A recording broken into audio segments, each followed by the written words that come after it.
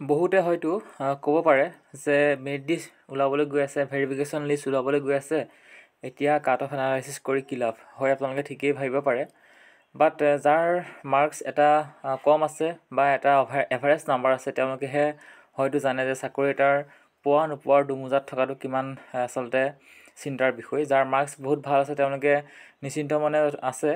আৰু শেহতীয়াকৈ যি কমেণ্ট পোৱা গৈছে, বহু কমেণ্ট পোৱা গৈছে কাট অফৰ ভিডিঅ', তেওঁলোকৰ ছেফ জোনটো কিমানলৈ আচলতে থাকিব পাৰে সেই সম্পৰ্কে তেওঁলোকে জানিব বিচাৰে। আৰু আমিও বহু এনালাইচিছ কৰি পুনৰ আপোনালোকলৈ এটা কাট অফৰ ভিডিঅ' লৈ অহা হৈছে। সকলোলৈকে প্ৰথমতে এটাই অনুৰোধ কৰিছোঁ যে 5550টা LPUP শিক্ষক পদত আপোনালোকে এপ্লাই কৰোঁতে আপোনালোকৰ মাৰ্কটো কিমান আছিলে, কেৱল আপোনালোকে সেই মাৰ্কটো আপোনালোকে কমেণ্ট বক্সত প্ৰিণ্ট কৰি দিব আৰু নুসুধিব আমাক যে সেইটো আপোনালোকে পাবনে নাপায়। কাৰণ সকলোৱে ৰিপ্লাই দিবলৈ হয়তো সময় নহ'ব পাৰে, আৰু ৰিপ্লাই দিবলৈ নেপালে আমাৰো মনটো বেয়া লাগে। গোটেইখিনি কথা আমি এডজাষ্ট কৰি আমি কাট অফৰ থুলমূল আভাস দিম, তাতেই গোটেই কথাখিনি সোমাই আছে, আপোনালোকে নিজে এনালাইচিছ কৰিব। আৰু সকলোলৈকে আৰু এটা অনুৰোধ কৰিছোঁ যে 4500ত আপোনালোকৰ কিমান মাৰ্কছ আছে সেইটো আপোনালোকে কমেণ্ট পৰাপক্ষত এতিয়া নকৰিব, আৰু আপোনালোকে নুসুধিব যে এইটো পাম নে নাপাম। কাৰণ যদি ৰিপ্লাই দিব নোৱাৰোঁ তেতিয়া আচলতে আমাৰ নিজৰো বেয়া লাগে। আৰু 4500ৰ কাট অফৰ আমি এনালাইচিছ এতিয়াই কেতিয়াও নকৰোঁ, কাৰণ 5500ত কাট অফ লিষ্ট মৰাৰ পাছতহে গোটেই কথাখিনি ওলাই পৰিব যে 4500ত কিমান আচলতে কাট অফ কিমান যাব।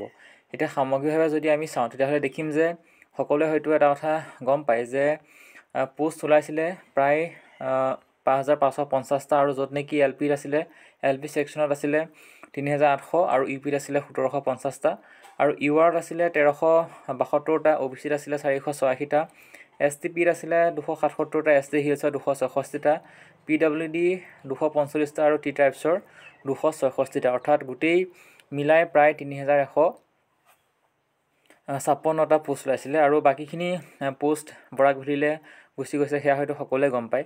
এতিয়া এই যি গোটেই URৰ 1372টা, OBC 486টা, এই গোটেই এনালাইচিছ কৰি আমি আপোনালোকৰ যিটো ছেফ জোন, সেই ছেফ জোনটো আমি আপোনালোকক উল্লেখ কৰিম।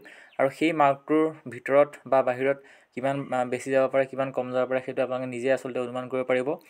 আৰু আপোনালোকক এটা কথা মই ইণ্টাৰেষ্টিং কথা এটা ক'ব বিচাৰোঁ যে এই যি 5550টাত এপ্লাই কৰাই কিন্তু মেক্সিমাম মানুহৰ কিন্তু 100+ নাই। আপোনালোকে আপোনালোকৰ নিজৰ ইনষ্টিটিউশ্যনৰ কথাই মনত পেলাওক, আৰু আপোনালোকৰ লগৰখিনিৰ কথা মনত পেলাওক যিয়ে নেকি এপ্লাই কৰিছে, যে আপোনালোকৰ বেষ্টত যেতিয়া নেকি পাছ কৰিছিলে 100+ কিমানে পাইছিলে। 2019 চনৰ যিসকলে টেট পাছ কৰিছিলে বা 21 চনত টেট পাছ কৰিছিলে, তাৰ ভাল মাৰ্কছখিনি গুচি গৈছে, কেইবাটাও নিযুক্তি ইতিমধ্যে হৈ গৈছে, সেয়া হয়তো সকলোৱে গম পায়। সেইকাৰণে এই যিটো এইবাৰ বিজ্ঞাপন, সেই বিজ্ঞাপনত কিন্তু 100+ বহুত বেছি কম আছে। আপোনালোকে নিজেই অনুমান কৰক যে আপোনালোকৰ বেষ্টত কিমানে 100+ পাইছিলে। 2024 চনৰ জুলাই মাহৰ যিটো চিটেট হৈছিলে, সেই চিটেটত অনলাইন চিটেট হৈছিলে, তাত কিন্তু বহুত কম মানুহেহে কিন্তু 100+ নাম্বাৰ পাইছে। 100+ মাৰ্কছ পাইছে 2024 চনৰ যিটো ডিচেম্বৰৰ চিটেট আছিলে, বা 2025 চনৰ যিটো ইতিমধ্যে চিটেট হৈ গৈছে, সেইটোত কিন্তু 100+ বহুত আছে, কিন্তু যি 5550টাত কিন্তু 100+ বহুত কম আছে। আৰু গোটেই কণ্টেক্সটো, সেই গোটেই কণ্টেক্সটো গোটেই অল কেটেগৰী যদি চায় তেতিয়াহ'লে দেখিব যে 85ৰ পৰা 100ৰ ভিতৰতেই গোটেই আচলতে কণ্টেক্সটো হ'ব। সেইকাৰণে আপোনালোকক এটা কথা আমি ক'ব বিচাৰোঁ যে যাৰ নেকি UR 59ৰ আশে-পাশে আছে, হয়তো 59ৰ তললৈ আহিব পাৰে, যদিহে 58.55 মান হ'ব পাৰে, তেতিয়া আপোনালোকৰ 92 মান পালেই হয়তো URৰ এটা ছেফ কেটেগৰী হ'ব পাৰে। এতিয়া চাওক যে আমি URৰ অল ডিষ্ট্ৰিক্টৰ কাৰণে ছেফ কেটেগৰী ধৰিছোঁ 59, অৰ্থাৎ 59 যদি আপোনালোকৰ আছে তেতিয়াহ'লে আপোনালোকে যিকোনো এখন ডিষ্ট্ৰিক্টত যদি আপোনালোকে এপ্লাই কৰিছে তেতিয়াহ'লে চাকৰি পোৱাৰ বহুত বেছি সম্ভাৱনা আছে। আৰু টেটত আমি এভাৰেজ 93কে ধৰিছোঁ UR সকলৰ কাৰণে। আৰু এতিয়া URৰ কোনসকলৰ প্ৰাৰ্থী 100ৰ ওপৰত আছে সেয়া হয়তো আপোনালোকে গম পাব, আমি হয়তো গম নাপাওঁ, কিন্তু আমি এটা কথা অনুমান কৰোঁ বা আমি এটা কথা ডাঠি ক'ব পাৰোঁ যে এই 5550টা LPUP পোষ্টত কিন্তু 100ৰ ওপৰত কিন্তু বহুত কম প্ৰাৰ্থী আছে, URএ হওক, OBC হওক, ST SC যিয়েই নহওক। এতিয়া যদি চাই তেতিয়াহ'লে দেখিব যে 93 আমি এভাৰেজ ধৰিছোঁ, আৰু HSত 75, DLEডত 75 ধৰিছোঁ, এটা এভাৰেজ ধৰিছোঁ। কাৰণ 75টো এভাৰেজ এইকাৰণে ধৰিছোঁ HSত, এইচএছত কিন্তু 75ৰ বহুতৰ নাই, কিন্তু বহুতৰ নাই। আৰু ইয়াতকৈ যদি কমি যায় তেতিয়াহ'লে আপোনালোকৰ কাট অফটো অকণমান হ'লেও কমি যাব। আৰু DLEDত প্ৰায় সংখ্যকৰে কিন্তু 70 পৰা 75ত থাকে। গতিকে আমি 75টোৱে এভাৰেজ ধৰিছোঁ, সদায় বেছিটো ধৰিছোঁ। আমি বেছিটো ধৰিলে এটা কাৰণে ভাল যে তাতকৈ যদি কমি আহে তেতিয়া আপোনালোকৰ কাৰণে এটা ছেফ জোন হয় আৰু 212 হয় প্ৰিভিয়াছ ইয়েৰৰ ৰুল মতে।